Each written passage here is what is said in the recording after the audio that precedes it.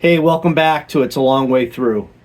Hope you're all doing well. I just got back in this afternoon from helping neighbors clean off their roofs. We had a ton of snow just recently, and at least 17 inches of snow up on some of the roofs.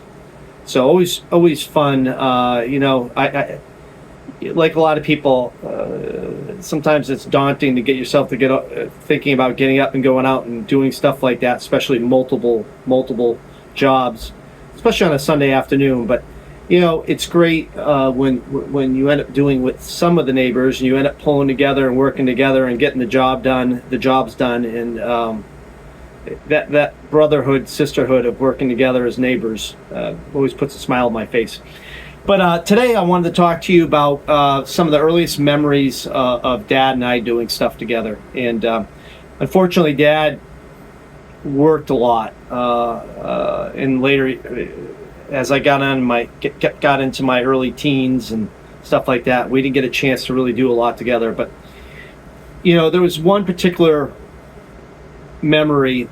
It was my first go-kart. Actually, I think it was my only go-kart. But Dad came up with the idea, I must have been maybe 5 or 6 years old, to build a go-kart with me. And he primarily did the most of it. I think I helped him put some things together. But he ended up buying an old lawnmower, and we took the engine off the lawnmower. And we took some wagon wheels off one of those red flyer wagons.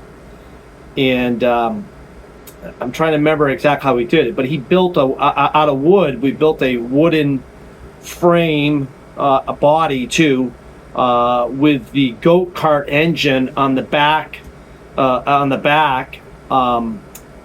the tires from the go-kart. From the lawnmower engine, I should say. The engine was a lawnmower engine, and he used the lawnmower engine with the tires off the lawnmower on the back, and he took the front tires off the wheels off that wagon and used them on the front of the go-kart. And I believe, if I remember right, he set up some kind of string pulley system with turning, but the problem was we needed to come up with a wheel. And, I mentioned before, I grew up out in the middle of the woods in New Hampshire, and I remember him and I hiking out this old Class 5 town road that had, I don't know how many, but you'd find old foundations from the 1700s, early 1800s out there, which used to be farmhouses. But, all along the way between those, every once in a while, you'd find an old 30s, 40s, 50s car just that got parked, that had died and was rotting away. And I can't remember, but there was an old truck out there, whether it was a Ford or Chevy or a Dodge or whatever, but we found this old truck rotting away, and we popped the steering wheel off it. We hiked out to it, and I remember it seemed huge big steering wheel, but that's what we used for the steering wheel on the go-kart. And after hours one afternoon putting it all together, because I think Dad had built the frame and the body first, and then we ended up attaching the mower, the engine off the mower.